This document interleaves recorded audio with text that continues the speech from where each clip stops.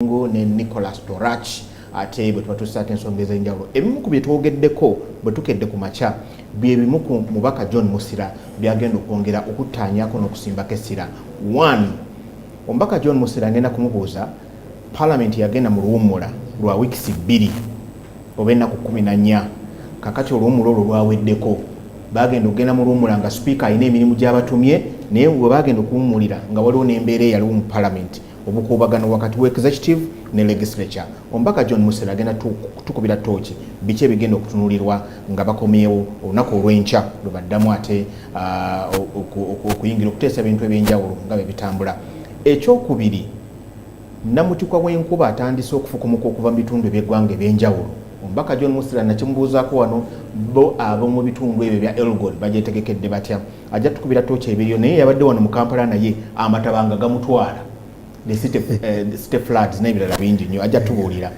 Ensonga ey'okusatu gye tugenda okusimbako essira wano mu Hot Carpet 9 enkya ya leero n'omubaka John Musira njagala ndabo bagenda kuwolereza a huge delegation of 71 people that we sent to the UN General Assembly to represent Uganda. Tugenda tunira byonna ebyogeddwa naye n'abo bagenzeeyo. Naye ensonga esemberayo ddala ate ng'emukwatako nnyo y'ensonga ya FDC. Ensonga y'ekibiina kya the Forum for Democratic Change. But it is very clear there are two warring factions, the Katonga faction and the Najjanankumbi faction. Kino kirekawo ebyobufuzi bya Uganda nga bigenda mu Uganda. That is the preamble of how things are going to happen this morning. Honorable. Yes, sir.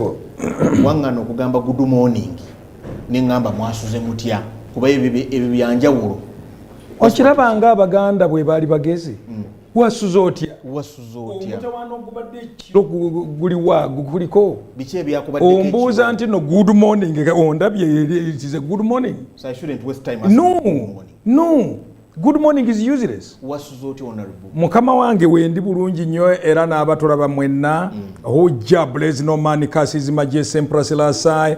Greetings from the King of Africa, the Iron Lion of Zion of Africa, the black man, the real original man, the black woman, the original woman, Jah Rastafari. Kakati sebo. Assalamu alaikum wa rahmatullah. Alhamdulillah rabbil alamin. Amin. Assalamu alaikum. Olwarabu. Emirembe gibe naggwe. Emirembe si bulwadde si kuvuma naye emirembe gikole kitya gibe naggwe. Naggwe omuganda n'ogamba wasuze otya sebo njagala manye ekiro kyakuyisiza kiki lwokubanga almost 12 hours titulabaganye. Naye omuntu bwagamba nti no good morning, oh my God. Do you really, you young people, do you interrogate such things in your own mind when you are and we just like omuntu yakugamba nti no kati sawa mmeka mu luzungu katikati right now njogera mu luzungu ngamba it is 10 minutes past 9 yes nga gwe kirowooza nti no kati ziri 9 Abaganda bamanyi nti no sawa 3 Abaswahili n'Abagisu bonna bamanyi sawa 3 yeti butuga 9 ebeera 9 kati okyusa otya n'ogamba nti no kati ziri 9 tekisoboka. Yabebubulo bali bati mentality abantu bebubulo bembakesha khone muriye namwe bene mwanyala mwande no bulo east bahama bange babanderano mwanyala luka najua wote munaelewa Kiswahili vizuri bilo naona sangine ninakitumia Kiswahili kwa kuwa ninajua watu wetu wote muko kama waine kwa kivipi kwa uko wetu. Kuna wa Masaba Bagisu, kuna Sabot, kuna Teso na kuna Waganda kule kwangu. I have 4 tribes. Abaganda, minorities are Baganda, Itesot, Sabot, Kalenjin speakers. Then, of course, the Bagisu are the majority. All those in Buburo? Buburo East. We are a United Nations of Bugisu. General Bugisu. We are a United Nations. Okay. And I think only predominantly about 3 districts of Bugisu. 3 we have Namisindwa, Manafa and Ambale. So when you say Bugisu you think we are homogeneically only one tribe? No. Yes. No. Honorable, you've heard the preamble of the program today. Okay? Yes. Very well. Njagala wenyweze mukatebe ako.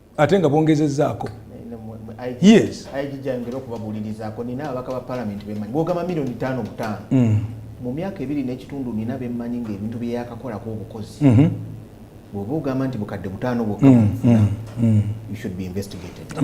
Mbadde ate ekirungi nti no mbadde consistent wano naye nkugamba nze yakayingira paalamenti wano emmotoka ze nina zonna nali nazo zisigulangako wano mu paalamenti ne ssente z'emmotoka nti twalina mabanja nitusasula naye bw'olaba memba wa paalamenti asitula ebizimbe wano mu Kampala naye wammwe mukyala be Kampala si nnyo wano mu Kampala ate omanya basitula ebizimbe ba opposition ate omanye ba opposition sente bazijjawa from opposition to position, opposition to position. Ompulidde bulungi.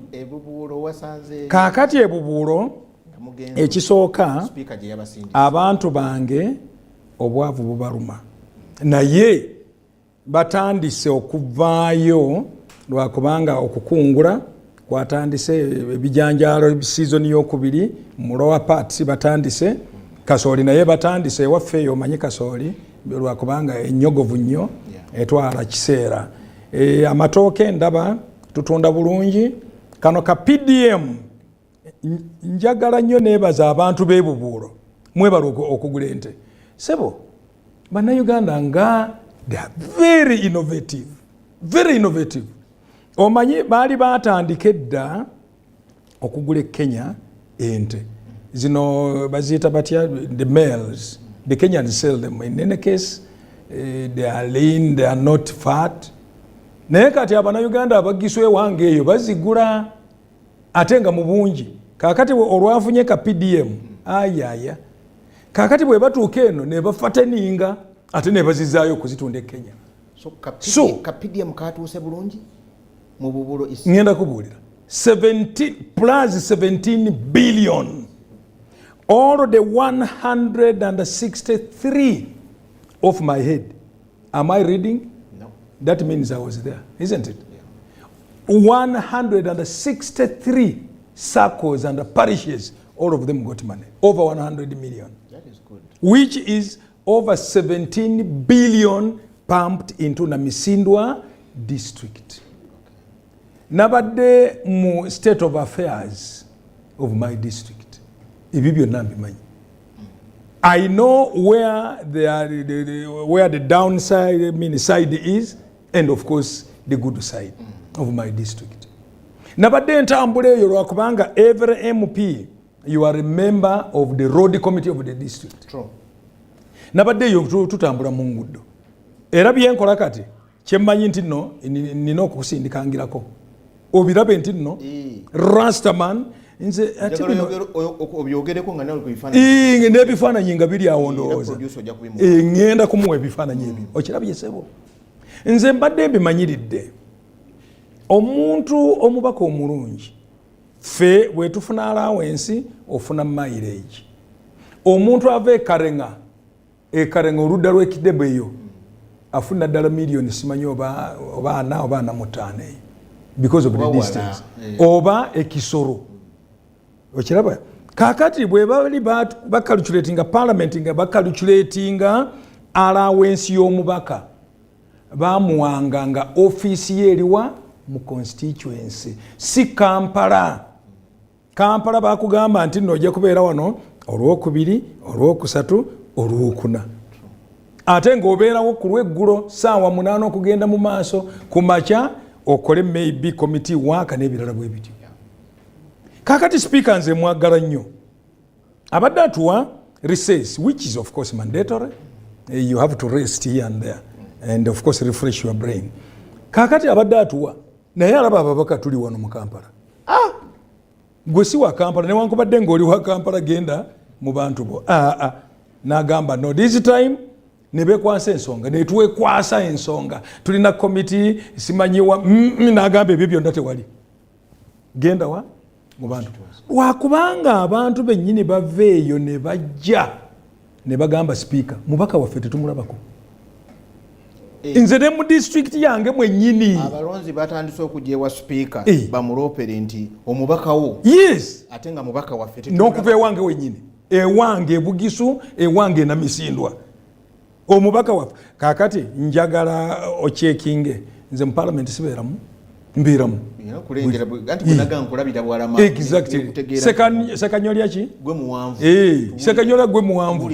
Kakati sekanyolya gwe mweru wendi ondaba bulungi siyiza kwekweka naye bw'ogenda mu constituency ne abamu some of my opponents at one time one of them said we elected you to sit in parliament not to disturb us here. Anti bagala kugoberi bakusensere bulungi exactly bafune reason naye nga reason teriiwo kati oli mu kuziika wano otambudde n'abantu bo biki era n'enkya ndi wano kati enkya ndi mu constituency waliwo jjajja wange ow'ekika yefudde ngenda kubeera n'abantu bange. So all is well in Bubulo East. Eno chapter ekola ku bamemba ba parliament etteeka ligamba litya ebintu biri bisatu, basically bisatu. Legislation, the representation, not delegation, representation. The two must be separated. Notekako ne budget. Oversight. Budget. No. Oversight over underside. That's appropriation. Appropriation. If the budget is appropriation. Bisatu. Representation. Ochikirira abantu bo. Legislation oli mu nyumba. Oteeseza abantu bo. Notekako ne appropriation. Ekyo kye kikulu. Ate omanyi nti no appropriation buli mwaka tugikolera tteeka. Mpozi ndowooza obitegeera? Okikolera tteeka bwe muba mu appropriating so that you spend within the precincts of law. Kaakati egyo gy'emirimu ebya oversight, undersight. Because when you go to supervise PDM, that is oversight. Yes, it is. Yes. It is oversight. That is monitoring. Yes. The things that you appropriated over, exactly. Are they being implemented according to the appropriation? Naye bwe bibanga tebikoleddwa okola ki? Ng'ojja ku floor of parliament ng'oloopa. Yes, ng'oloopa ani abikoleko? Oloopera ani? Ojja to legislate. Oloopera kwani? Executive. Period. There is nothing else you can do. Yeah. Nothing else. Kyova olaba parliament tukuba kerere. Yes, that's where we end. That's where we end. There is nothing else. You are a member of parliament. You are one of the arms of state. That is all. But the other arms of state are there. And the prime one is the executive. So what are you going to do about your fellows who did not go to their constituencies and they ended up on the stairs of parliament and in the corridors of parliament? Is there a way? Kakati nze kyenjagala speaker yandikoze kino kubanga insubordination because the speaker sent you. No, it is not insubordination. It is not insubordination. Because insubordination means you have gone against a written rule.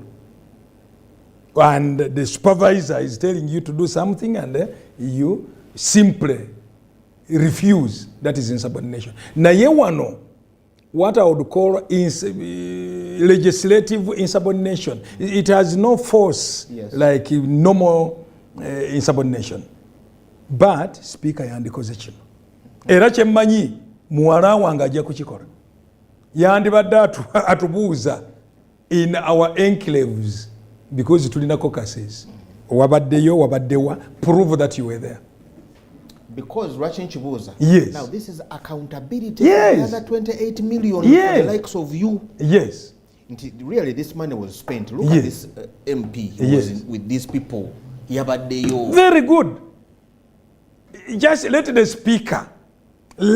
speaker simply, she has all numbers of LC5s, all members of council. She can retrieve them from anywhere.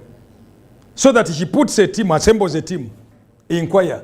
Was the Rossaman in his district? Where exactly? What activity? I was in the council, I was on the roads, I was somewhere. The chairpersons will testify. Toyinza kubeera mu council nga tosayinize attendance, in attendance of council. Toyinza kugenda ku luguudo nga tosayinize inspection attendance. Okiraba ekyo? Naye kagezeeko ekyo bamemba bava olabe emisinde nga bwe gibeeraawo. And publish, not only that, publish this member of parliament, Rassaman, was in his constituency. Even, you are talking of oversight. What about the undersight? Bwengenda mu burial, kiri mu uteeka? Bwengenda mu wedding, kiri mu uteeka? No, that is the undersight. Isn't it? Because you've gone ebintu ebitakwata ku ebitali mu mateeka. Ebitali mu mateeka naye nga the social law, social contract is there.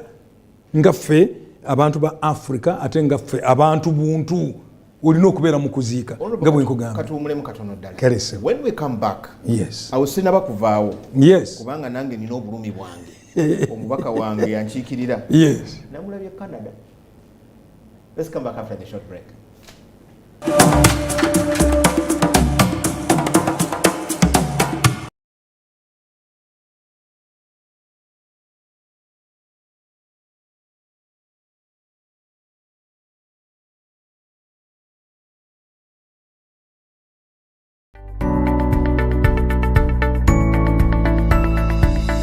Yani mukyala Saara neetaalisire Kayagi nembeera ne mwami Apollo Masika obi wange, that is na Misindwa constituency. Yes. Nze Rasaman nembeera mu Bubuuro East.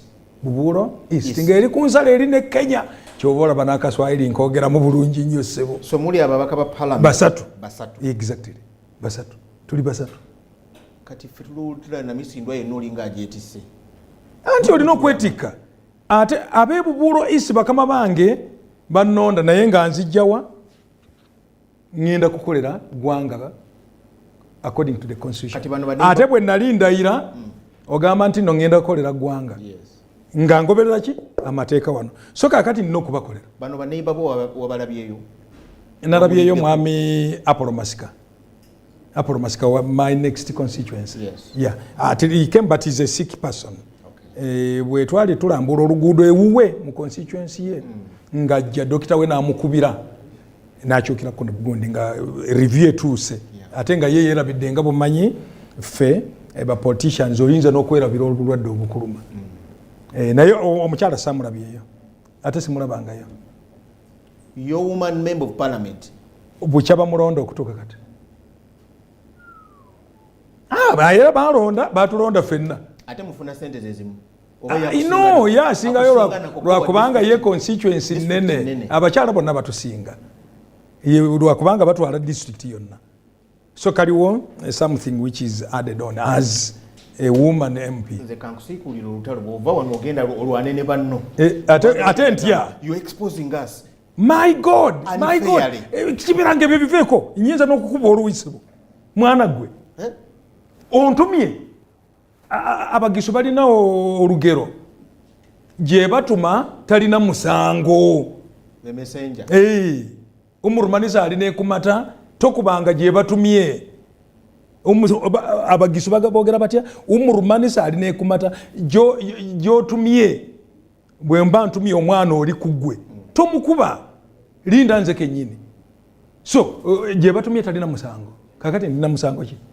Nze ndi kwogera accountability yange wano abantu bamanye. This woman MP also represents you. Yes, that is it. He's a colleague in my constituency. Yes. No, apart from being a colleague. Yes. But she also represents you. Very good. So you ask where is she? If she represents me, where is she? Yes. No, where is she? I voted for her. She did not vote for me because she's from another side. You see? So where is she? Gwe mutawana gwaffe mu Uganda muno. Abantu bayingidde parliament lwakubanga baagala kufuna ku kasente. And the most highly paid non-executive politician is the MP. Yeah. Yes. Bw'oteeka LC1, LC2, LC3, LC5, councillor n'abalala. Member wa parliament etteeka limuwa okusasulwako sente nnene. Okiraba ssebo ogwo gwe mutawaana. So nga tugenda okufundikira nga tugenda yes, she can to the people ate ajja wano ajja ki genda mu bantu bo. Nze nzijja wano okuripotinga sijja kukola accountability kuggwe nkolera bali abo bennyini be bamanyi kyenkola bwe mba nnimba bandaba. Naye omubaka wo tewamulabye aliwa omukyala ate kati emyaka kati tugenda mu 3 tabaddeeyo. So kakati mbadde njagadde okukunyonyola ssebo chapter 6 articles ziri 20 from article 77 to 97 nga zoogera ku babaka ba parliament kyokka ne parliament etambula etya. Article 79 nekugamba emirimu functions of parliament. Alabe abisome. Article 79 nebagamba 1 subject to the provisions of the constitution, Parliament shall have powers to make laws on any matter for peace, order, development and good governance. 2, except as provided in this constitution, no person or body other than the Parliament shall have powers and provisions having the force of law. You get me right? Having the force of law. Ekiraga nti no okola amateeka, and the 3 Parliament shall protect this constitution and whatever. So bw'olaba ebiri wano bikulagira kiki ekyokukola, kiki ekyokukola. Oba ogamba oversight, yes, okoze budget appropriation, genda olabe oba sente zatuuka. Kyova olaba nkubuulidde ne ŋŋamba PDM ewange over 17 billion zatambudde nezigwa eyo. Ekyokubiri ne ŋŋamba 163 PDM circles in every parish, zonna okujjako sako mmeka 2 okutuuka 165.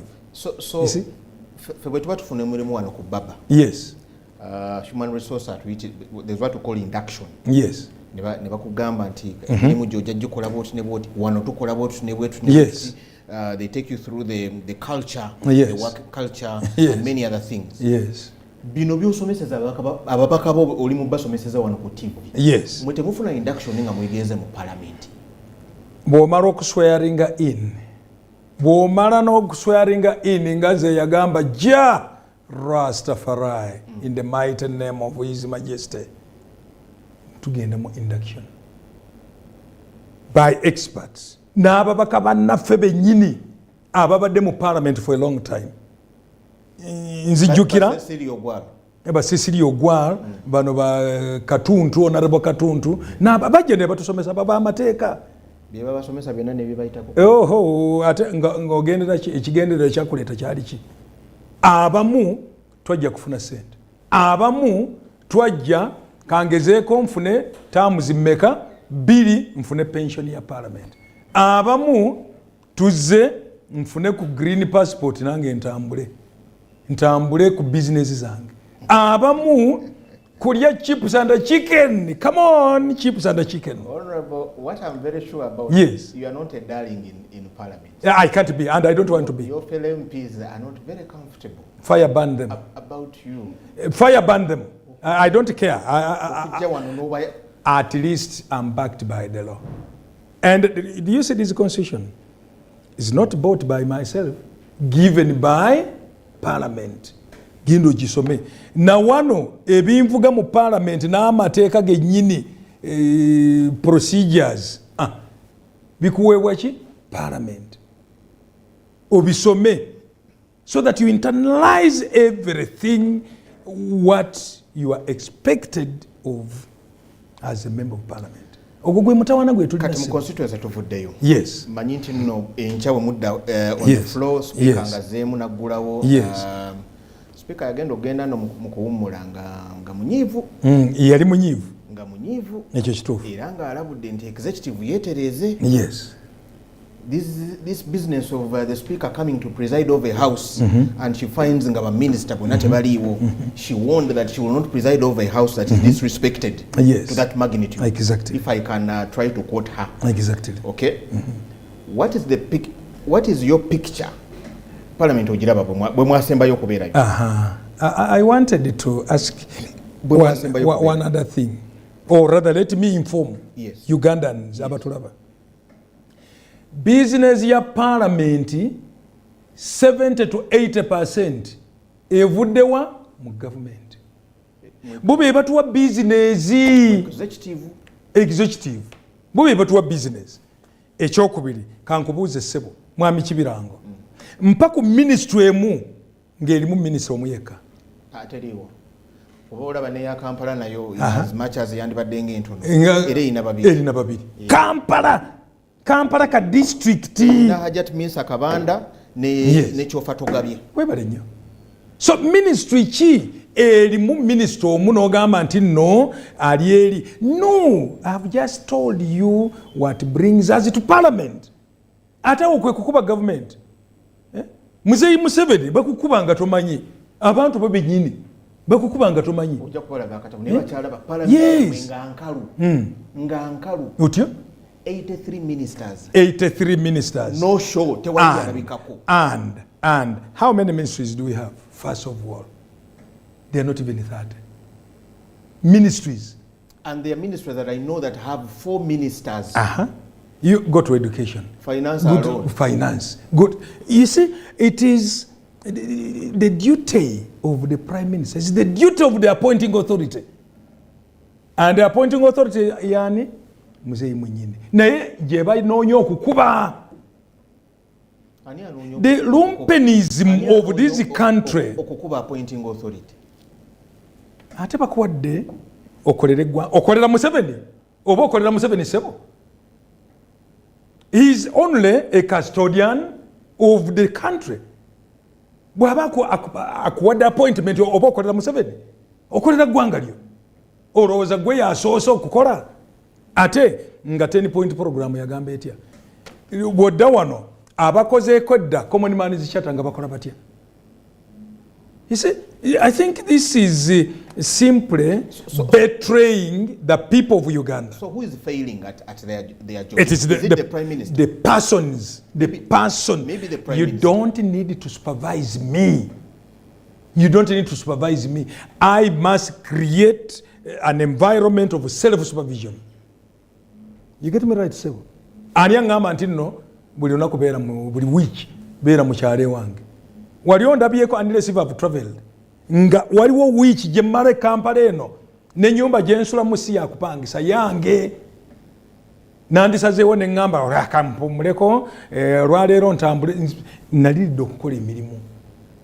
Self audit kirungi nnyo. Abantu bakuwadde obuvunaanyizibwa. You see, the citizens of Uganda have said go and work, and then you betray them. So why don't you censor all these ministers? They are not upon the appointing authority. Olowooza takiraba? Wali mbadde nkugamba. Olowooza takiraba? Naffe nga parliament ffennyini waliwo emirimu. Naye my young lady I am. Ne mu Bible kyawandiikibwa nti no, I am who I am. So Anita among Annette Magogo, she's what she is. Ndowooza ekireetedde executive emitawaana kankubuulire lwakubanga mu basipiika bonna ne parliament z'omanyi ey'omukaaga ey'omusanvu munaana mwenda ne 10, she's too fast for them.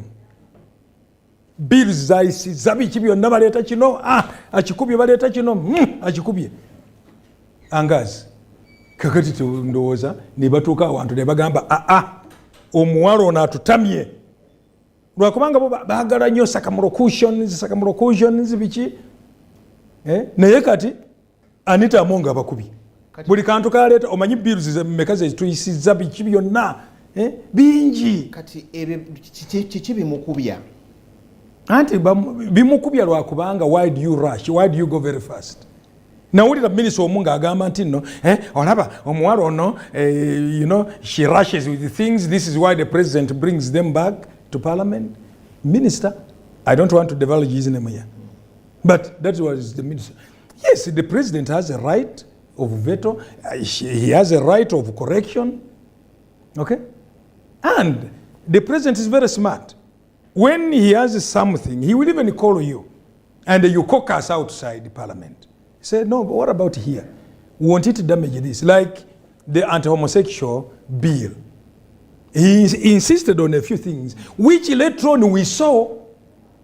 For example, the other thing he asked us, but you parliament, we are making this thing. Remember that there will be a backlash from these rascals, not rastas, these rascals. The Luciferians, Babylon, down with Babylon, and the fire burned Babylon. Nagamba about, is it pray for paper, whatever, this dealing an ARVs for HIV. Yes. Nagamba nti nno bayinza okugyawo ssente ezo tukoze tutya abamemba bange bannayuganda bannange. Because it will affect the exactly the patient, the Ugandans who are HIV positive.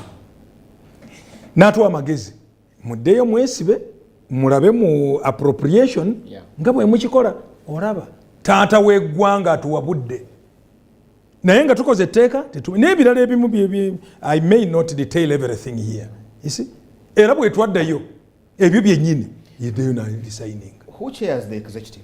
Executive is the president and vice president and the prime minister. So the president chairs an executive, yes, that disrespects the legislature.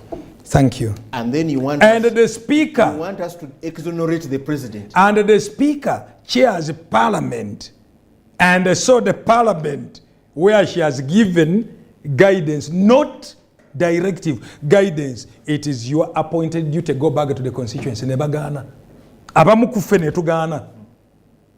You see, I mean, these are Ugandans. You don't have to simply blame the president for everything. You think this is his personal? Uganda is not a personal property to him. Has the president lost control of his executive? No. It is those appointed who have lost control of what they are supposed to do. So let him disappoint them. He can and he will. He can and he will. Or else? Dedicatedness to one's nation. One's nation is not about paying you. No. I want to quote what Abraham Lincoln 1860s said. Don't ask what America has done for you. Instead, what you have done for America. Mbuuza ssebo nga nze okuvuga nenva embaale nenzijja wano nenkola programu eno ku accountability eno ng'abantu baali bagitya naddala nnyo abange bano nga babitya the NRM omubuuza jangu ssebo honorable jangu okuteesa si kwa parliament kokka no tulina okugaidinga ggwanga naye wano osanga abaana bana ba opposition nupo FDC ngabo radio yonna TV zonna bajudde kakati njagala obuuze mpitiraako ab'ekyaddondo oba ekyambogo bayiteko wiiki 2 oba mwezi gumu ojja kulaba ebinaavaayo. Somebody will say, I'm sorry, I'm traveling somewhere. I'm sorry, I'm busy here and there. So it is about sebo okwewaayo okukolera ggwanga. Fe abali dedicated nationalists, we must work. This man Museveni has been in wars of liberation of Uganda and Africa. Who pays him? Bwe nali wali mu parliament ku bintu by'ebisyaga, in the month of that was around May, but in the month of March I had been in the US and saying no nenyambala egandula. Wali mu parliament who took the day if it is not Rastaman. All international TVs abamu ne bagamba ne bankubira simu nakubuulira kono ne bankubira simu tujja kugaana visa ne ngamba obadde olowooze wamwe mu ggulu. So honorable, you see, we need your prophecy. Yes. Do you think we are going to see a clean relationship now between the executive and the legislature? Tugenda kulabawo enkolagana kati ennungi must. Should we expect tomorrow on the floor of parliament to see a huge number of ministers coming to attend? Kwa tulowooza nti mu recess eno walina okubeera nga wabaddewo some bit of talks between the speaker and the group that is led by the prime minister. Okay? Walina okuba nga wabaddewo. Do you see no harmony completely? Harmony. No harmony. Now the speaker is in trouble. Or in the corridors, you know, she shouldn't come back. She shouldn't come back. Hey, antu lwakubanga abawadde emirimu mingi tebakimanyiridde. They are not used to, push and shove. They are not used. Some of them are saying, is she the appointing authority? Is she what? Chovola babamuletedde emitawaana kakati bagenda kukuba speaker ate bamutandiseko speaker mwenyini Anita Among muwala wange bagenda kumukuba bubi nnyo batandise n'okukola bya 2026 tajja kudda wano nga sipiika tusimanyi tuwa obwa sipiika tubujja wano mu centro mu Buganda tujja kubuwa keke biki bamutandiseeko already wafula ogutu agamba atya ears is it obo ears on the ground tuwuliriza nze mpulira kakati sipiika ali okugamba nti nno mukolere eggwanga lyammwe.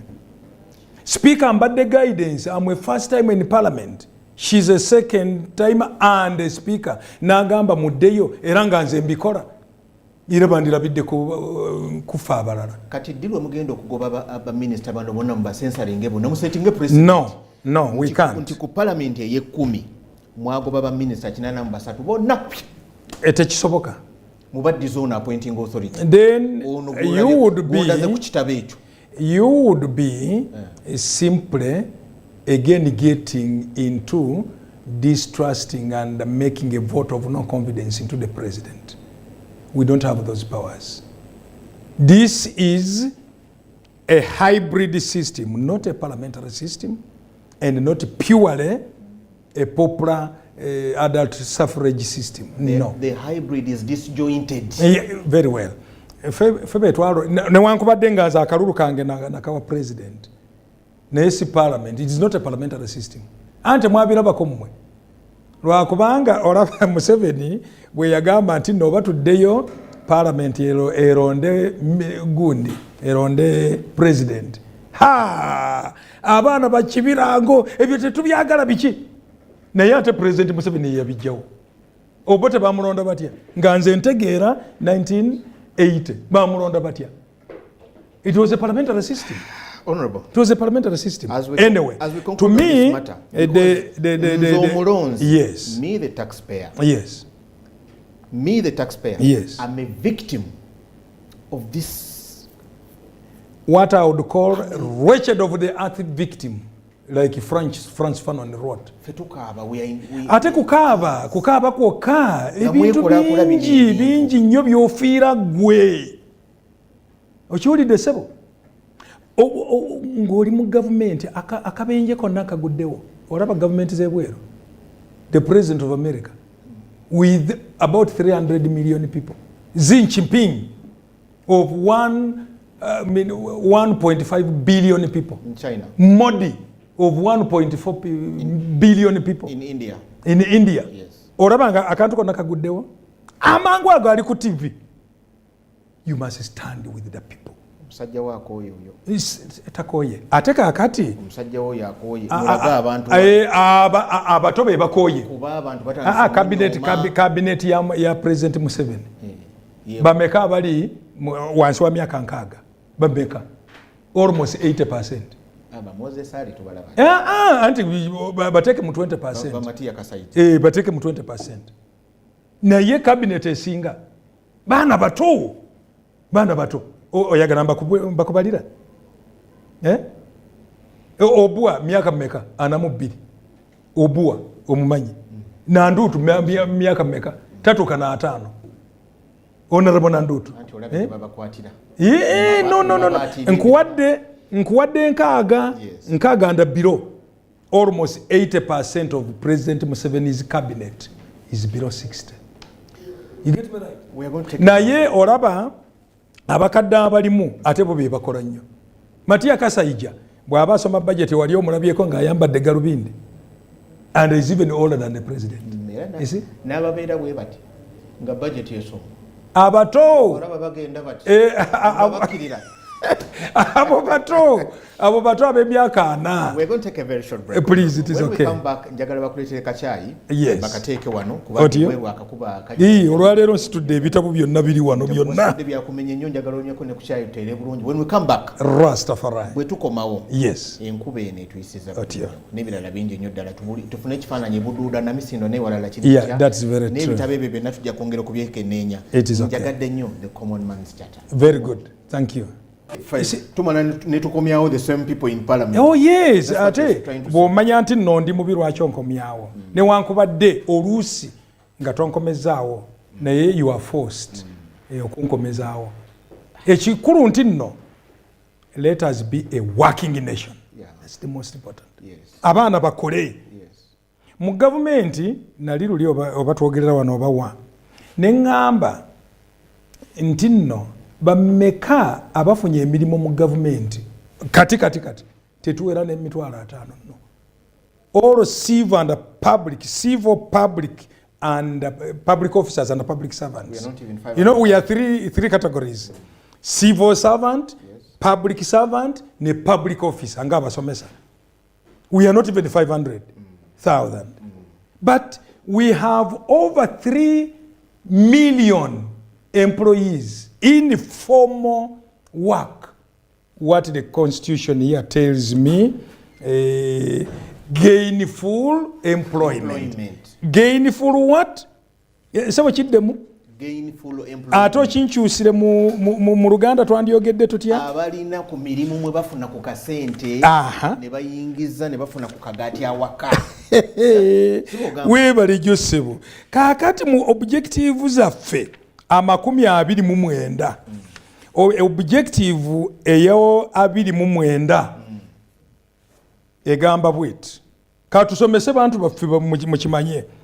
Duties of a citizen: A, to be patriotic and loyal to Uganda and to promote its well-being.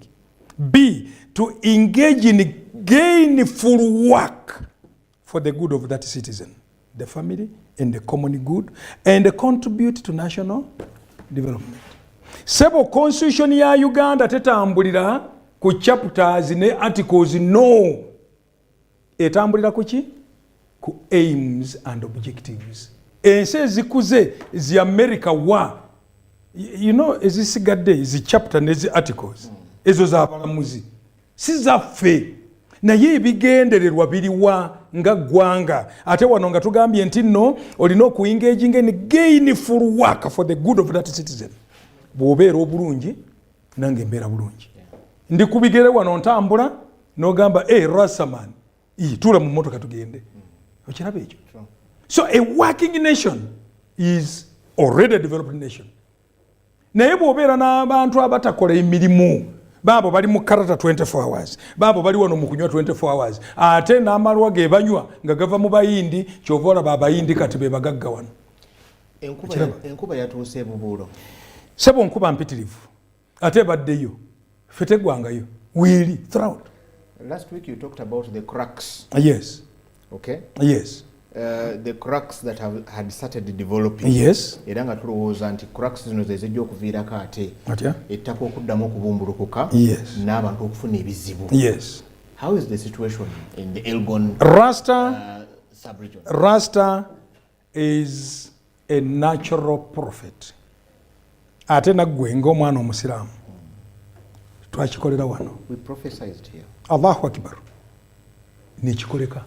Twakyogera wano muddemu mukube bye twayogera oba mubisindike ku mikutu. Nga tuva wano Kasese era ne Bugisu kijja. I want to prophesy, my people, be very careful. Very careful. Those living around the cracks. I don't want anybody from OPM, simanyi disaster, simanyi what, to rush in there when it has happened. We have warned. Yeah. We have warned. In my constituency, I have about 2 dangerous areas. Bibale cell in Rwanda, ward, Bumbo Town Council. Enjatika mu ttaka wazirabyeyo ddanga ate ndowooza nja kambagambe bakuwa ebifaananyi ozirabe. Era bwe muba musoma amawulire muziteeke wano balabe, because ours is to warn.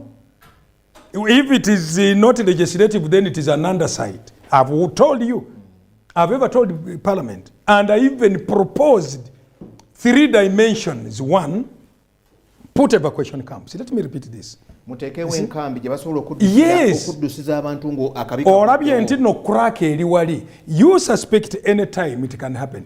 Please prepare an evacuation camp. Ekyokubiri, ezo gye ziri kati? No, not even one, not even a single one, not even in the hotbed districts like Bududa. No, there is nothing. There is nothing. Naye laba wano, this crack which has moved 40 kilometers from my constituency, Bukoho sub-county, Bumbo sub-county, now Bumbo Town Council, through Bupoto, through Mukoto, through Tekururu, up to Bududa. 40 kilometers. Abantu bagenda kufa honorable. Yes, certainly. Ate bafudde bameka. Eyasooka eri ennameeti baafa bameka. Over 300 people. Okiwulidde? Yabasanga bali mu kunywa. Bateredde eddwaliro byonna akasenta konna. Nibaziika. And okay, that was 2009. But over 10 years down the road, and no, we can't prepare ourselves. Do you know the most country which suffers from natural disasters is Cuba? Cuba is the worst. Overall in the whole world, it suffers the worst natural disasters. Hailstones, whatnot, these winds which gales and others. Now Cuba is the most prepared country. Unlike Haiti, which suffered the other day.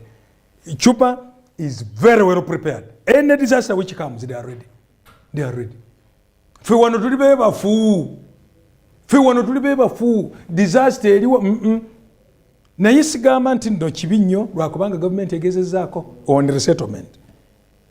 Nakubulira last week. Over 300 families out of 9. No, in Bulambuli. Kiriandongo, the Bagisu went too far. And they complained. When we came, when I was LC5 and others, Netugamba identify land near Bugisu itself. Government bought land in Bunambutia sub-county, Bulambuli district. And already 300 families have been resettled. Of the estimated 900, 2 acres. 1 acre, your home, your house, kitchen, toilet, ne baba zimbira amasomero, everything. Ne baba wa mazi, ne baba wa electricity. Kati mutegekere n'abalala enkuba egenda kugo. Oh yes, no, it is ongoing. And I want to praise the army and the police engineering brigades. Thank you. Abatalaba tebalaba. Abatalaba tebalaba. I'm telling you. Balina amaso naye tebalaba. Naye you have done great wonders in Bunambutie resettlement camp for the Bagisu. You have done wonders. And I wish our boys and the girls of the armed forces of Uganda, prisons, police, and the army continue with that spirit. OPM, the yes. Office of the Prime Minister. Yes. Nakugamba ntya? Other people's money. Other people's money. Waliwo alimu OPM atalina magorofa wano mu Kampala. Ngamba nti nno akola mu OPM nga talina wano nyumba. Tugende tugikwate tugambe nti nno anti weegaana nti nno siiyo. Government egitwale lwakubanga talina nnyiniwo iyo. Bwe bagamba nti nno ya Kibirango tugambe Kibirango okola ku baba ng'ofuna milioni 5 buli mwezi. Oba oli member wa parliament ng'ofuna milioni mmeka. Wadde n'ettaka ku spade wano mu Kampala Musira talirina. Era gundi y'emukono gy'ensula ewange eyo ettaka naligula dda ate mu kyalo ensambu eyo mu kyalo mwennyini okiraba. So is there anybody in OPM who has no money, who has no gorofa here mu Kampala? Ngamba bakozi si politicians ngaffe, ngamba bakozi. I'm telling you, that is other people's money. Eyo no office ya mchala Nabanja. Ate akole ki? Ya supervising. Ate akole ki? Akulaba. Andaba ate kanjogere ngondaba. Yabadde akyali mu UN. Waliwo abadde mu OPM nga politician nga tokubiddwa gezaako ogande nti no tebakola bajja kukuba. Bambabazi oba bani minister chi prime minister chi abaddemu newankubadde Nduguru Hakana Rugunda nkwagala nnyo Hakana Rugunda. Mimi napenda wewe kabisa ndugu yangu. Wewe tacyaliko. Anti ngambye. Yes, naye nga tewali scandal. Nkuwa history. Waliwo abaddemu OPM ya Uganda nga prime minister nga tebamukubye. Gezaako gambe nti temukola bwe bakukuba. Bamanyi okukuba. You know, the technical person. These are not civil servants. These are not civil. Yes, mulabi ali awo mu UN. Yes, that is UN. I know the environment. Yes, no problem. No problem. So, honorable. Yes. Amataba gagenda kwononera constituency yo. Yes. And you bring this as an issue of national importance on the floor of Yes, and I've done that and several then the speaker will send you to the office of the prime minister Yes. to get help. Yes. Kakati ndi wano abantu bano goloza nti balabika tebagasiza. Thank you so Where much. would you run to? So if I raise the matter, whether on the floor or on the roof, right now I'm on the roof of parliament. Kakati nogana okuyamba bana Uganda lwakubanga oyawogana nnyo oyo Rasaman abamu bagamba ndowooza anywa njaga obiraba ebyo ebintu ng'ebyo. You see? But part of it you don't have to blame only government all the time. No. You know, whoever planned Kampala knew how to put the channels, water channels. Yes, it's okay. Fine. Yeah. So, are you going to be like the group of Kampala MPs who sat a press conference and began lamenting? And I heard them say they are going to demonstrate. They are going to cause people to demonstrate in Kampala. Now, cause people to demonstrate against God. So you demonstrate against Allah subhanahu wa ta'ala? No, you can't. That is blasphemy. Against Jah? Of course. That is sacrilege. Because sacrilege. Because when you say you are going to mobilize the people to demonstrate against Allah subhanahu wa ta'ala, against Jah, against God. Yes. Ewaffe kirabika. You have a 40-kilometer crack. Yes. Yeah? Yes. That is danger. Yes. Recipe Anytime. Recipe for disaster. Anytime somebody wrote that book. What I want to say it. That's why I'm saying 10 years down the road, over 10 years down the road. 2009 when we had the first ever large magnitude landslide. More than 300 people died. Let me tell you, is there even only a bulldozer or a crane which can scoop out these people? Not even one. How much are they? Maybe less than $1 billion. Only one. Hakuna kabisa. Tujirina. You see? And now we live, you know, we simply abdicate our duties, leave it to international NGOs and some inside NGOs, which are out simply to benefit from such a disaster. Yes. Ate ffe tubawa ssente luli omwezi omwaka ogwedde nali mu Dallas nentambulamu neŋŋenda Texas, yes. Neŋŋenda ne one of the coffee roasters neŋŋamba emmwanyi eno ogigula otya nambula naye finished product ogitunda otya okiraba ekyo. So we are the donors the other side. Ako basa Kasimo webala okudonatinga sebo kukire emu nkuwadde $1 nze ntunze $10 kakati era kankuwogereyo bonus batuwa ku bonus. So yes, are we left in the hands of the donors? No. Government of Uganda, for example, in Bunambutie, it's purely government of Uganda building that camp, the resettlement camp, purely. Of course under OPM, but why it has taken off very well is because of the engineering brigades of police and UPDF. Singa baziwadde contracts ku bano the normal civilian contractors. Hey, byandibadde. Kyova olaba wano Kampala. Bwe bagambye nti nno contracts z'enguudo tuziwe UPDF. SFC. Walabye otya nga bawogana. They are shouting all over. Why? Because you cannot go to UPDF and say, please kick back. No way. Ekyo kyekibakubya kerere wano. Kikibakubya kerere. I still insist. Controversial areas, government contracts and the big ones which can cause trouble is where the engineering brigade of UPDF or police. But police not much because I know them. Give them UPDF. Give them to UPDF. Kampala city roads ziwe UPDF. Yes. Okwetegeka ngaffe ba civilians tewali kirala nkuwadde data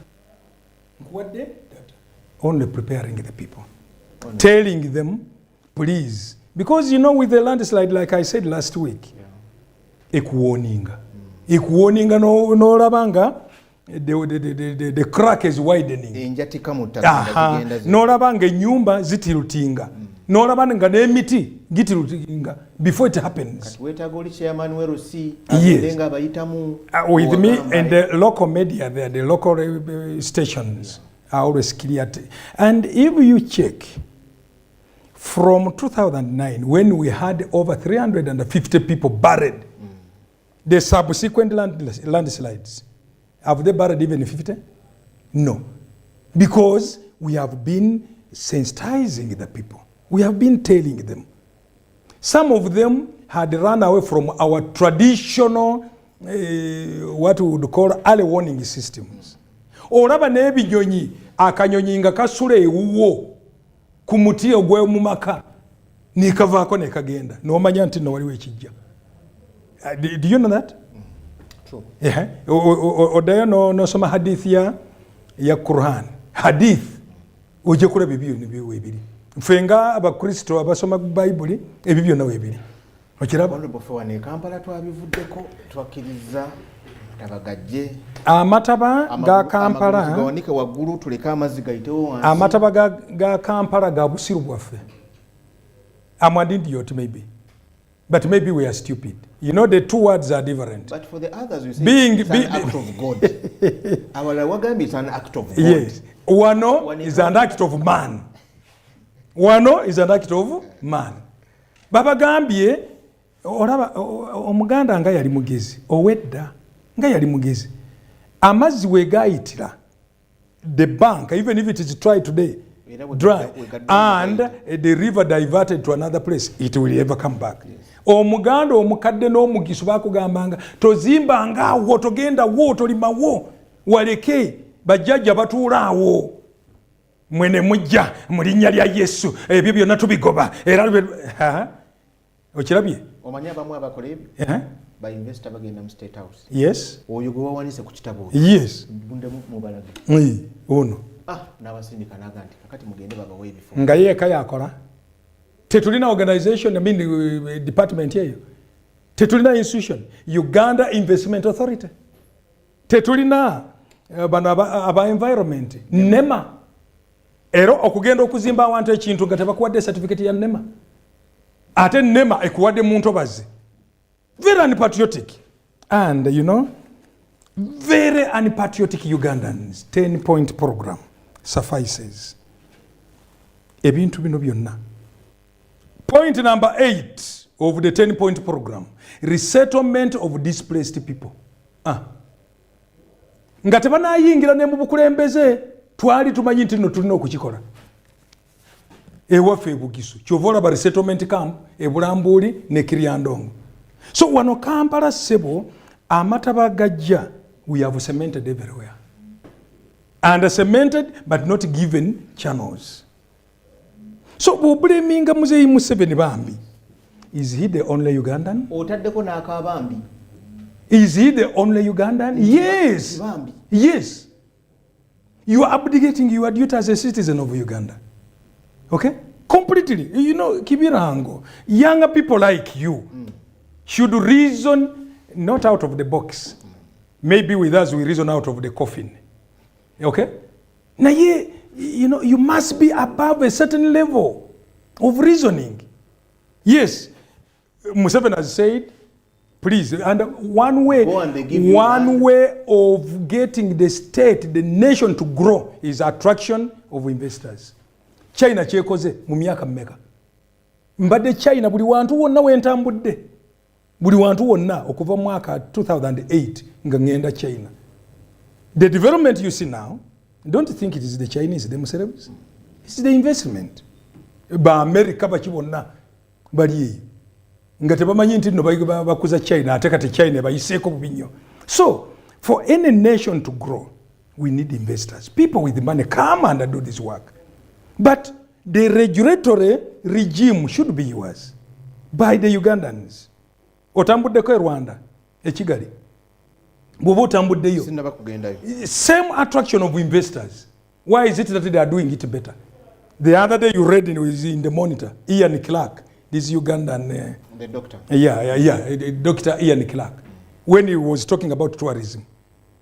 In Uganda, 70% of the silverbags, the gorillas, mountain gorillas, are in Uganda.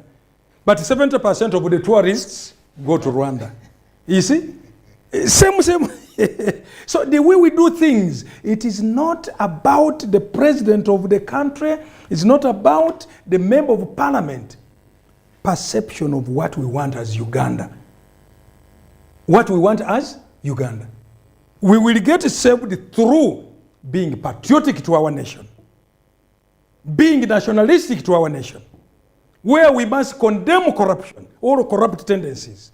When we were coming here, we had one of the 10-point program points. This is about building the economy of Uganda, national economy. But also, number 7, elimination of corruption and the misuse of power. It is here. We're going to take a very short break. Yes. When we come back, yes. I'm looking at development yes. versus destruction. Yes. Development versus destruction. Before we go for break, yes. Just in 1 minute, a flash of a moment. Yes. Amataba Rwenzori Bugisu Nawara, I mean rather the landslides and whatever. I explained last Monday. Yes, last week. In last week. Let me repeat this. 20 or 10% man-made in Bugisu and Rwenzoris. Okay? 20% man-made. We have settled because of overpopulation in areas which are supposed to be, which all Uganda is a physical planning area. Am I right? What happens that we cannot regulate? Is there at the district no natural resource officer? Physical planning officer? So what went wrong? What went wrong? This is the unpatriotic tendencies we have in this country. I'm telling you. Kampala, yes, it may be Eastern Uganda because, and Eastern Uganda, they have identified Bugisu region. True. Not Teso, not other. No, Bugisu region. Bugisu region, why? Population explosion. It's quite big, over 1,000 persons per square kilometer. I'm telling you. Honorable, now, yes. Now, we needed ourselves in Kenya and many other countries I know. You cannot simply construct a house or a building without full certification. Multi-layered, moreover. Yes. Noise pollution. Exactly. Neighbors. Exactly. Take industry. Settled area. No. You see? When in Uganda, it is the other way around. Now, wano ennamanve lindo ojja kulaba mu myaka egijja 10 anti ono lukyamuzi yakyogera ne balowooza asaaga naye gwe lindako ojja kulaba lindako ojja kulaba mukama wange kijja Namanve is going to flood every year. Billions and trillions of money gone in Namanve. The Coca-Cola we take today is simply just right into the wetland. Bajja ngaffe abaala bangedda. Bajjawo wetland ne bagisibikiriza yonna. So you think you concretized that place so that water goes where? It has to move. Kakati fa agaffe amataba gana agaffe age Kampala. 90% is man-made because of the unclear planning devices of this country, because of greed and everything like that. You see? Now, let me give you the statistics. In 1964, 1 year before I was born, my father tells me he had visited his cousin in Kampala. His cousin is now dead. My uncle Manyololi. Now, ntine enkuba yatonya mwaka gwonna okuva mu January mpaka December. Nkaaga mwena abakadde abaaliwo mu time eyo from January netuuka mu December. Ate buli lunaku. Aha. Buli buli lunaku bwe batyo bwe meteorologists can go back and rewind the clock and get the figures of that time. Singa mugamba nti nno mpozi abaze anti nga bumanye ennaku Kampala yali mu mataba mu 64 throughout. Kyengamba twali mu mataba. That's what I'm coming to. Okay. That's what I'm coming to. From January up to December 1964 ng'enkuba etonnya ate buli lunaku. Why is it that there were no floods within? Why? Nga Kampala eriku 7 hills and the city of 7 hills. Today we have a city of 70, 7 times 10, 70 valleys. Tuzimbiemu valleys. So, mu 64, yes. catchment areas zonna wetlands. Yes. Amazzi tegalina okuyita gaggukire mu catchment areas. Yes. Wetlands zaaliwo nga ziri intact. Omuzungu enkuba ne bwe yatonnya ennyingi. Yes. Amazzi gaali galina bwe gatambula bulungi ne gatuuka. Omuzungu eyajja wano ng'ajja wano the city yagisangawa. You look at old Kampala. Look at Basekabaka gye bazimbanga baali bazimba mu ntobazi. Because the white man went by, or this pink man went by our technology here. Ng'ogamba nti nno amasiro g'Abasekabaka ogasanga mu valley. This is why Kampala was called the city of 7 hills. Now we have a city of 70 valleys. Muzimbye mu valleys. Amazzi gagendewa. Abo tubayise unpatriotic. Extremely. And all of us, just like it is written in Acts, all have sinned and run short of glory. Ugandans, we have run short of glory. We have degenerated too much. We cannot even plan for ourselves. We can't plan for posterity of this country. We are simply out grabbing everything. Gwe tolabyeko nga bayiwa amayinja mu ntobazi ne bateekako ettaka ne bazimba. Kakati abantu ng'abo. Let water swallow them, by the way. Yes. With your conscience, Musira aguze mu ntobazi n'azimba. Actually, water, nature attack them. Honorable banyigidde nnyo. Bubi nnyo. Honorable benjagala onyiigire. Yes. Is a group of 71 delegates that we sent to the UN General Assembly in the New York. Tonyiigira bali. We sent a group of kakati nga mmala nako kakankusomereko kimu. Objective number 27, environment. The state shall promote sustainable development and public awareness. Public what? Awareness of the need to manage land, air, and water resources. Land, air, and water resources. Two, the utilization of natural resources of Uganda shall be managed in such a way as to meet the development and the environmental needs of the present and the future generations. Present and the future.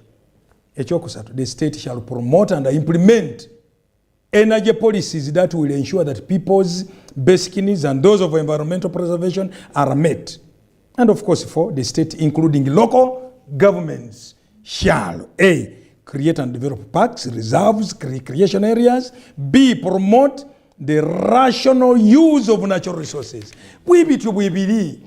Abakola constitution nga bamanyi nti nno mutawana goyinza okubeerawo ne bagamba ebintu ebituyamba kati n'enkya. Kati katugende mu United UN. Marungi nnyo mu bitabo. Yes. Naye ogateekesa mu nkola. Yes. Is where the problem is. Naye wano bagambye batya?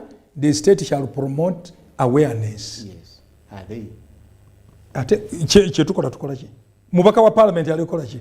Olowooza omubaka wa parliament omusanze yazimbye mu ntobazi nze ndina byenzimbye wibiri eke wange obutonotono obwo. Amasomero gange gonna nakazimba ku hills. Nina ababaka abazimba mu ntobazi bali mu bitundu ebyennaka. Wano ate ba opposition. Nafuna omukisa nja kutwala. Ate bano ba opposition. Nyiza n'okukuba gundi photos n'enkuleetera wano. Nzimanyi bulungi ennyumba zaabwe. Bana bambe gamba. Yes. Baba up country. Ninga bazimba munaka. Bas, now, and omubaka atayinza ku defending a constitution. Ate nga wano, when we are swearing, I will defend the constitution of Uganda. Honorable, the 78th United Nations General Assembly. Yes. Sitting in the New York. Yes. Did it warrant Uganda to send 71 people? Good. To represent a small country called Uganda at a high level assembly of that nature. And a small country like Uganda being part of UN, why should it be? Because it is small enough. Why? Sebo, for abasoma political science, society, okuva ku family, bw'oba osomye constitution yene kubuulira the basic unit of a family. Kaakati zi family bwe zijja wamu nekibeera ekika. Bwe batyo nga bwe mulinnya mutuuka ku apex, muli ku production, ne mwetaaga aw'okuteeka bye mu producing in anticipation of the future. Bwe mutuuka awo obukulembeze ne butandika. Bye mugyeyo ebya production ebyo byonna mubiteese wamu, naye tujja kubirinda tutya. Twetaaga security, twetaaga n'omuzito agenda okubirinda. Ye kabaka wa Buganda, umukuuka we Bamasaaba, Omugabe, Kyabazinga. That is it. That is the development of society. So leadership like me survive on surplus of society. Surplus of what? Society. Kyova olaba omuwala ono bwe yajja Nabbi Isa n'amuyiwako amafuta gumu ku ba disciples maswahaba gumu nga baguyitaani ogubayi ekirabo ekyo Iscariot, Judas. Lwaki wonoona amafuta ago gonna ku muntu omu? Naye Nabbi Isa alayhi salaamu n'amuddamu abanaku mukyabalina wano. So the state survives on a surplus of the general productivity of the people. Kakati bw'olaba president wa America ng'atambula atya n'emmotoka ye eri mu Bayibuli bagiyita Beast 666. Ababuulira wadde enjiri ne bagamba biki ensolo nkaaga yiyo Beast gyatambuliramu ng'omulyango ye mwennyini naggwe togusobola okuggula kwokka, because it is bulletproof, it is anti-tanker proof, it is everything like that. President wa America bw'atambula ennyonyi mu bbanga zibeeramu nga 10 esitudde fuel, esitudde zimotoka zawe z'okutambuliramu, esitudde biki. Survival on the surplus of society. Okiwulidde? Abantu 7 nange ntambuddeko mu UN. Nsanvu abagenzo tukiikirira mu lukiiko tabamiruka bwa UN. Otyo. Ngaawo UN twayingirayo oba tetuliyo. Ogambye nti nno ensi entono. As Uganda. Naye have you compared with the other countries entering there? Singo ngambye nti nno laba Kenya yatutte abantu 2. Laba wano Zimbabwe yatutte abantu 10. Laba wano Britain yatutte abantu. Nandigambye yes. Norway took 5 people. No problem. Sweden took 5 people. Exactly. Those 2 countries and the rest. Yes. Yetusaba n'obuyambi. Webali nnyo. Now. Febe bayamba. Twatutte abantu 7. Anti wakubanga tutusaba ibigira kubo batukolere si kibi. Honorable, at the cost of 2 billion. Yes. 2 billion is what we are spending in 10 days for those 71 delegates to represent us at the UN General Assembly in the New Year. Let me tell you. Some people went with their spouses. Some people went with their other... On the government? Yes. On the government? Unless, moving with your spouse has no problem. I can move with my house. I mean, the wife. On whose One cost? of my wife. On whose Not on the government cost, no. 2, let us come to Parliament. And those of us who are in leadership, I have 5 people on parliamentary insurance. It is you paying. Me and 4 other people. Health insurance. I'm under AAR. Am I not praying on you? Am I complaining about that? No. Why don't you complain? Why are you seeing this one-off? Why are you seeing this one-off? Number 2, the spouse if just maybe next week or so I will be in South Africa on parliament payment. Parliament cannot pay for my wife, but I can choose. I say I'm going to South Africa. One of my wives come with me on my own payment. The Minister Henrik Okello Oryem, the wife is on the list. I don't care about that. If that is the case and going by government money, of course, that is something which we must interrogate and condemn. And condemn that one. I mean, I have nothing. Is somebody we are born the same year. You do that kind of thing? It is like, for example, the French Revolution. You studied it, maybe possibly, or if you didn't do history, then I'm sorry. These idiots called the French. You are under stress as a country. I saw Marie Antoinette. Uh-huh. Yes. Under stress as a country, somebody is eating cakes and buying shoes and whatever. At the time, shoes was shoes. Yes, these days you eat cakes, even you. You eat and anybody around here. But the cakes of 200 years ago, the cake was... So, the country is in... if it is true that we, expose such opulence before a struggling nation, very dangerous. Like you said, like one woman wrote, recipe. The word recipe sits with the people. Anger sits with the people. They think you are simply praying, P-R-E, preying on the meager resources. I know.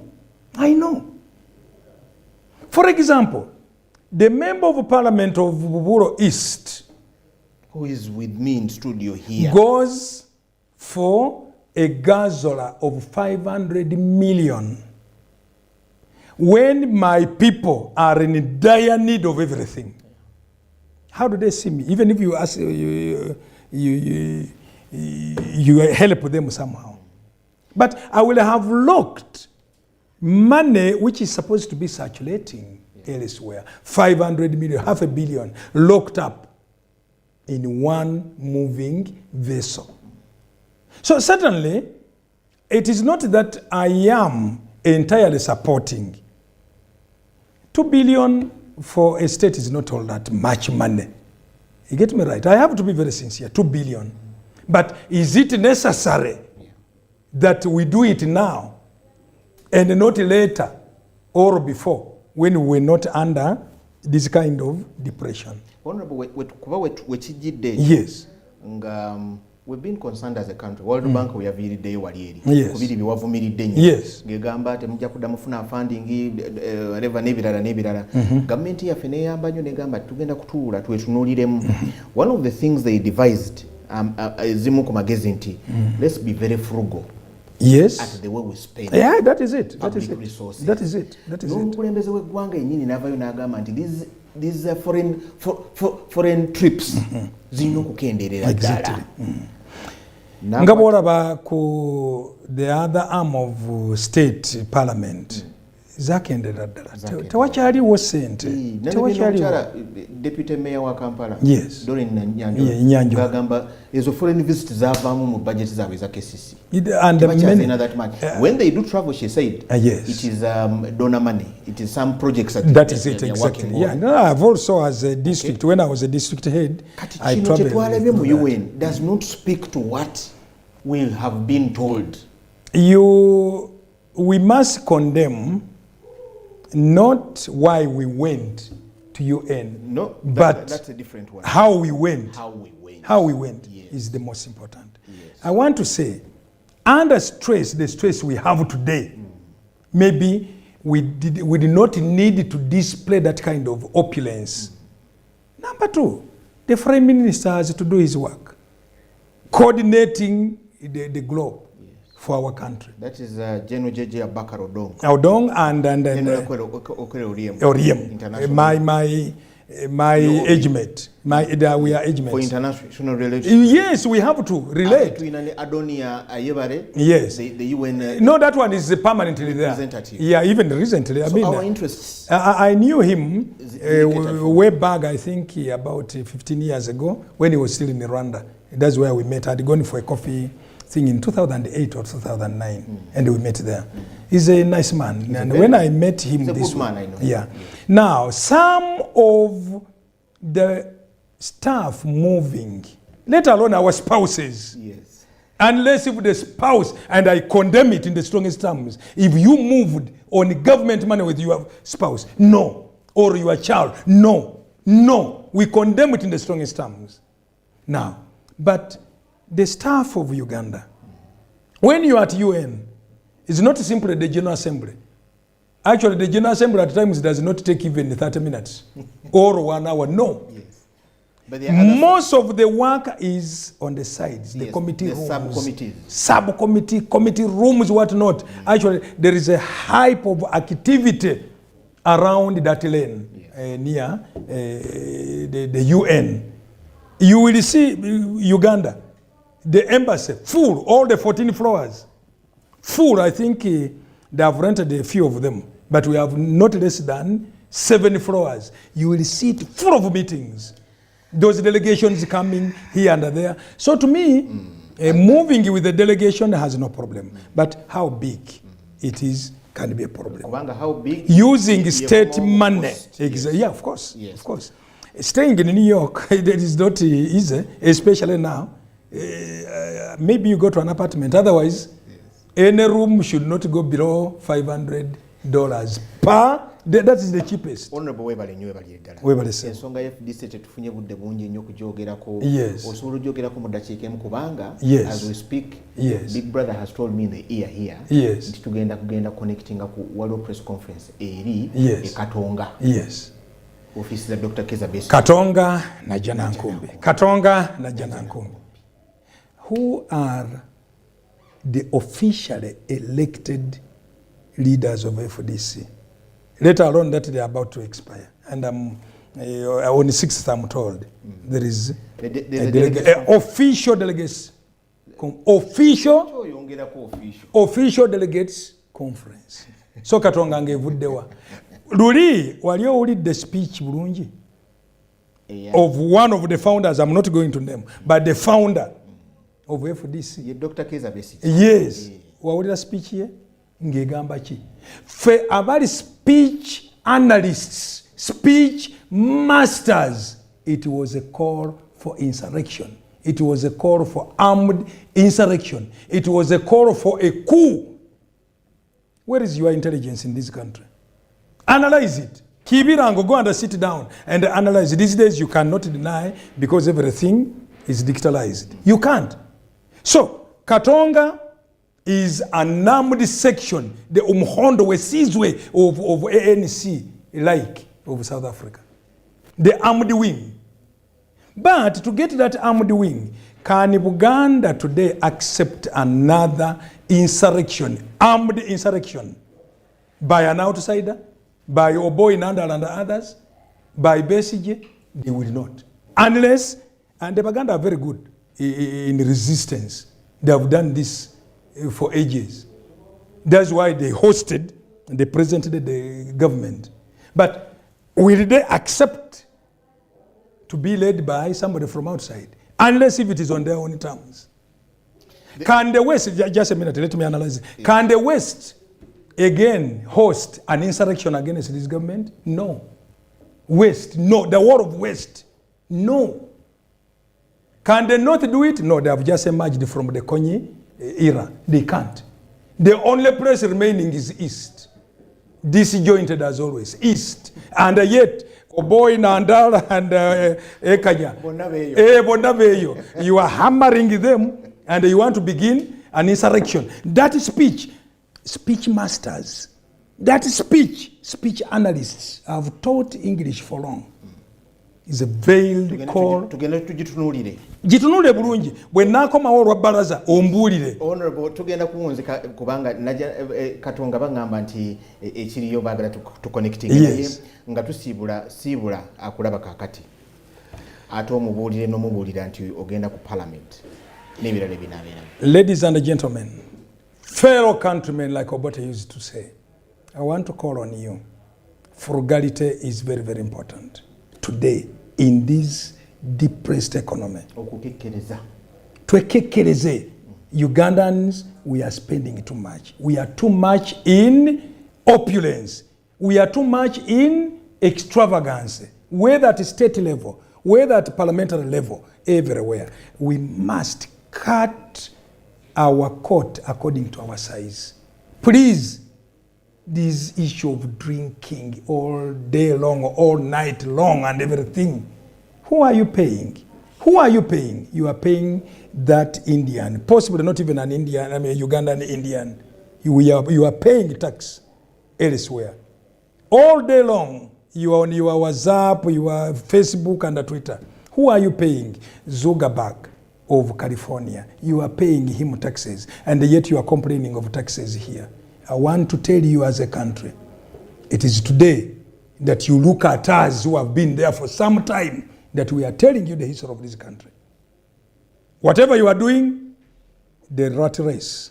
The rats can race around. It's not a human race, it is a rat race. The cats are watching. Thank you.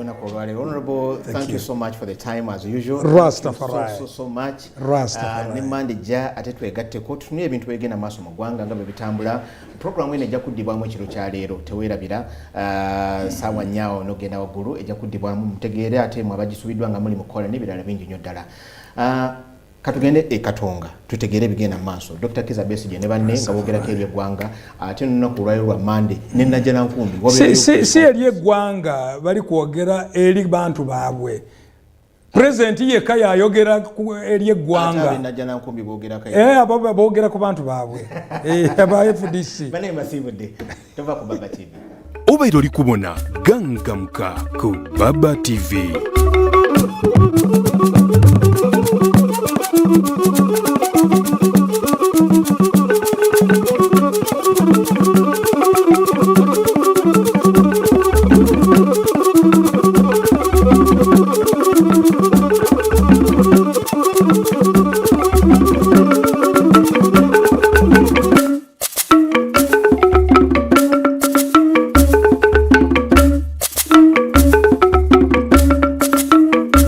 Enoni Baba TV obusoga bulayire.